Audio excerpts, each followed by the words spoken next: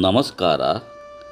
ನುಡಿಬೆಳಕು ಲಕುಮಿಸುತ ಸಾರವಾಡ ಹೊಸಪೇಟೆ ಅವರ ಪ್ರಕಟಿತ ಲೇಖನ ಹೋಳಿ ಹುಣ್ಣಿಮೆ. ನಮ್ಮ ದೇಶದಲ್ಲಿ ಹಬ್ಬಗಳಿಗೇನೂ ಕೊರತೆ ಇಲ್ಲ. ಹಿಂದೂ ಪಂಚಾಂಗದ ಪ್ರಕಾರ ಹೊಸ ವರ್ಷ ಯುಗಾದಿಯಿಂದ ಆರಂಭವಾದರೆ ವರ್ಷದ ಕೊನೆಗೆ ಬರುವ ಹೋಳಿ ಹಬ್ಬದವರೆಗೂ ಹಬ್ಬವೇ ಹಬ್ಬ. ಪ್ರತಿ ಹಬ್ಬಗಳು ತನ್ನದೇ ಆದ ಸಂಪ್ರದಾಯ, ಆಚಾರ, ವಿಚಾರ, ಉತ್ತಮ ಮಾನವೀಯ ಸಂದೇಶಗಳನ್ನು ಹೊತ್ತು ತರುತ್ತವೆ. ಇದುವೇ ನಮ್ಮ ದೇಶದ ಸನಾತನ ಧರ್ಮದ ಸಂಸ್ಕೃತಿಯಾಗಿದೆ. ವಸಂತ ಮಾಸದ ಆಗಮನದ ಸಂಕೇತವಾದ ಹೋಳಿ ಹಬ್ಬವು ಫಾಲ್ಗುಣ ಮಾಸ, ಅಂದರೆ ಇಂಗ್ಲಿಷ್ ಕ್ಯಾಲೆಂಡರ್ ಪ್ರಕಾರ ಫೆಬ್ರವರಿ ಕೊನೆಯ ಅಥವಾ ಮಾರ್ಚ್ ತಿಂಗಳಲ್ಲಿ ಬರುವ ಹೋಳಿ ಹುಣ್ಣಿಮೆಯೇ ಹೋಳಿ ಹಬ್ಬ. ಈ ಹಬ್ಬವನ್ನು ದೇಶದ ಎಲ್ಲ ಭಾಗಗಳಲ್ಲಿ ಆಚರಿಸುತ್ತಾರೆ. ಆದರೆ ಪ್ರಾದೇಶಿಕವಾಗಿ ಆಚರಣೆಯಲ್ಲಿ ಸ್ವಲ್ಪ ಮಟ್ಟಿಗೆ ಬದಲಾವಣೆ ಇದ್ದೇ ಇರುತ್ತದೆ. ಕರ್ನಾಟಕದ ಉತ್ತರ ಭಾಗದ ಆಚರಣೆ ವಿಶೇಷವಾಗಿದೆ. ಹಬ್ಬದ ಇಂದಿನ ದಿನ ಕಾಮದಹನ ಆಚರಿಸಲಾಗುವುದು. ಇದರ ಪೂರ್ವ ತಯಾರಿ ಮಕ್ಕಳಿಂದಲೇ ಆರಂಭವಾಗುತ್ತದೆ. ಅದರಲ್ಲೂ ಗ್ರಾಮೀಣ ಭಾಗದಲ್ಲಿ ಕಾಮದಹನಕ್ಕಾಗಿ ಮಕ್ಕಳು ಮನೆ ಮನೆಗೆ ತೆರಳಿ ಕಟ್ಟಿಗೆ, ಬೆರಣಿ, ಕೇಳಿ ಒಂದೆಡೆ ಸಂಗ್ರಹಿಸುತ್ತಾರೆ. ತುಂಟ ಮಕ್ಕಳು ಇದೇ ನೆಪದಿಂದ ಈ ವಸ್ತುಗಳನ್ನು ಕಳವು ಮಾಡಿ ಸಂಗ್ರಹಿಸುತ್ತಾರೆ. ನಗರ ಪ್ರದೇಶದಲ್ಲಿ ಚಂದ ವಸೂಲಿ ಮಾಡಿ ಸಾಮಗ್ರಿಗಳನ್ನು ಖರೀದಿಸುತ್ತಾರೆ. ಕೆಲವೆಡೆ ಮನೆಯ ಕಾಂಪೌಂಡಿನ ಕಟ್ಟಿಗೆ ಗೇಟುಗಳನ್ನು ರಾತ್ರಿ ಗೊತ್ತಾಗದಂತೆ ಕೊಂಡೊಯ್ಯುತ್ತಾರೆ. ಆದರೆ ಈಗ ಸಾಮಗ್ರಿ ಕಳವು ಮಾಡುವುದು ಬಹುತೇಕ ನಿಂತು ಹೋಗಿದೆ. ಹಬ್ಬದ ಹಿಂದಿನ ದಿನ ಸಾಯಂಕಾಲ ಕೂಡು ರಸ್ತೆಗಳ ಮಧ್ಯಭಾಗದಲ್ಲಿಟ್ಟು ಪೂಜೆ ಸಲ್ಲಿಸಿ ಹಲಗೆಗಳನ್ನು ಬಾರಿಸುತ್ತಾ ಕಾಮಣ್ಣನ ಮೇಲೆ ಜಾನಪದ ಹಾಡುತ್ತಾ ಲಬೋ ಲಬೋ ಬೊಬ್ಬೆ ಹೊಡೆಯುತ್ತಾ ಕಾಮದಹನ ಕಾರ್ಯ ಮುಗಿಸುತ್ತಾರೆ. ಮರುದಿನ ಮನೆಯವರೆಲ್ಲರೂ ಪೂಜೆ ಪುನಸ್ಕಾರ ಮಾಡುತ್ತಾರೆ. ಅಲ್ಲದೆ ಬಣ್ಣಾಟಕ್ಕೆ ಹೊರಡುತ್ತಾರೆ.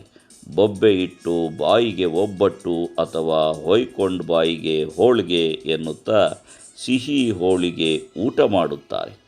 ಎಲ್ಲ ಹಬ್ಬಗಳಂತೆ ಈ ಹಬ್ಬಕ್ಕೂ ಸಾಂಪ್ರದಾಯಿಕ ಹಿನ್ನೆಲೆ ಮತ್ತು ಸಾಮಾಜಿಕ ಸಂದೇಶಗಳು ಇವೆ. ಶ್ರೀಹರಿಯ ದ್ವೇಷಿ ಅಸುರರೊಡೆಯ ಹಿರಣ್ಯಕಶಿಪನ ಮಗ ಭಕ್ತ ಪ್ರಹ್ಲಾದ ಅದೇ ಶ್ರೀಹರಿಯ ಪರಮ ಭಕ್ತ. ಆ ಕಾರಣದಿಂದ ಸ್ವತಃ ಮಗನನ್ನೇ ಕೊಲ್ಲಲು ಅನೇಕ ವಿಫಲ ಪ್ರಯತ್ನ ಮಾಡುತ್ತಾ ತನ್ನ ಸಹೋದರಿ ಹೋಲಿಕಾಳಿಗೆ ಇವನ ಪ್ರಾಣ ತೆಗೆಯಲು ತಿಳಿಸುತ್ತಾನೆ. ಹೋಲಿಕಾ ಎಂತಹ ಭಯಂಕರ ಅಗ್ನಿಯಿಂದಲೂ ಭಸ್ಮವಾಗದ ವರ ಪಡೆದಿರುತ್ತಾಳೆ. ಆದರೆ ಅದು ಅವಳು ಒಬ್ಬಳೇ ಇದ್ದಾಗ ಮಾತ್ರ ಅನ್ವಯಿಸುತ್ತದೆ ಎಂಬುದನ್ನು ದುರಂಕಾರದಲ್ಲಿ ಮರೆತು ಮಗು ಪ್ರಹ್ಲಾದನನ್ನು ತನ್ನ ತೊಡೆ ಮೇಲೆ ಕೂರಿಸಿಕೊಂಡು ಅಗ್ನಿಕೊಂಡದಲ್ಲಿ ಕುಳಿತಾಗ ಶ್ರೀಹರಿ ಕೃಪೆಯಿಂದ ಅವಳು ಸುಟ್ಟು ಭಸ್ಮವಾಗುತ್ತಾಳೆ. ಪ್ರಹ್ಲಾದ ಸಂರಕ್ಷಿಸಲ್ಪಡುತ್ತಾನೆ. ಆದ್ದರಿಂದ ಈ ಹಬ್ಬವನ್ನು ದುಷ್ಟರ ವಿರುದ್ಧ ವಿಜಯೋತ್ಸವ ಸಂಕೇತ ಮತ್ತು ಎಲ್ಲ ದುಷ್ಟ ಮತ್ತು ಪಾಪಗಳನ್ನು ಸುಡಲು ಹೋಳಿ ದಹನವನ್ನು ಆಚರಿಸಲಾಗುವ ವಾಡಿಕೆ. ಪರಶಿವನ ಪತ್ನಿ ಸತೀದೇವಿ ಶಿವನ ಮಾತನ್ನು ಮೀರಿ ತನ್ನ ತಂದೆಯಾದ ದಕ್ಷ ಬ್ರಹ್ಮನ ಯಜ್ಞ ಕಾರ್ಯಕ್ಕೆ ಹೋದಾಗ ಅವಮಾನಿತಳಾಗಿ ಅಗ್ನಿಪ್ರವೇಶ ಮಾಡುತ್ತಾಳೆ. ಕೋಪಗೊಂಡ ಶಿವನು ಧ್ಯಾನಾಸಕ್ತನಾದಾಗ ಲೋಕ ಕಲ್ಯಾಣ ಕೆಲಸಗಳು ನಿಲ್ಲುತ್ತವೆ. ಆಗ ವಿಷ್ಣುವು ಶಿವನ ತಪಸ್ಸು ಭಂಗ ಮಾಡಲು ಸತೀದೇವಿಯ ಪುನರ್ಜನ್ಮ ಪಡೆದ ಪಾರ್ವತಿ ಮತ್ತು ರತಿ ಮನ್ಮಥರನ್ನು ಅಣಿಗೊಳಿಸುತ್ತಾನೆ. ಮನ್ಮಥನ ಬಾಣಕ್ಕೆ ಶಿವ ಮೂರನೇ ಕಣ್ಣು ತೆರೆದಾಗ ಮನ್ಮಥ ಸುಟ್ಟು ಬೂದಿಯಾಗುತ್ತಾನೆ.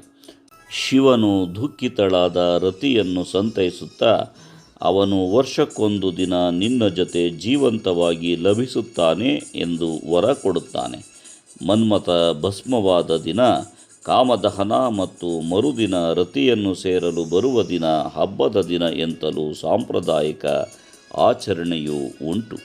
ದ್ವಾಪರ ಯುಗದಲ್ಲಿ ಶ್ರೀಕೃಷ್ಣನು ತನ್ನ ಪ್ರಿಯತಮೆಯಾದ ರಾಧೆಯ ಮೇಲೆ ಬಣ್ಣ ಬಳಿಯುವ ಮೂಲಕ ಬಣ್ಣಗಳೊಂದಿಗೆ ಆಟವಾಡಲು ಆರಂಭಿಸಿದನು. ನಂತರ ಅದುವೇ ಸಾಂಪ್ರದಾಯಿಕವಾಗಿ ಮುಂದುವರಿಯಿತು. ಒಬ್ಬರಿಗೊಬ್ಬರು ವಿವಿಧ ಬಣ್ಣಗಳನ್ನು ಎರಚುತ್ತಾ ಸಂತೋಷದಿಂದ ಹೋಳಿ ಹಬ್ಬದ ಶುಭಾಶಯ ಹಂಚಿಕೊಳ್ಳುತ್ತಾರೆ.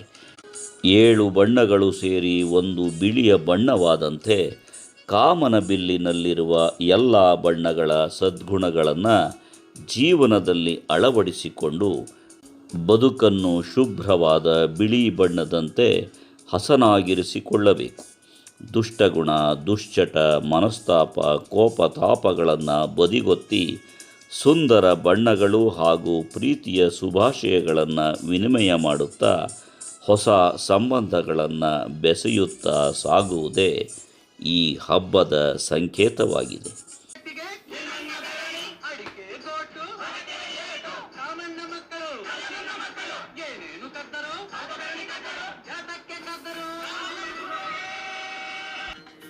ನಮಸ್ಕಾರ, ಧನ್ಯವಾದಗಳು.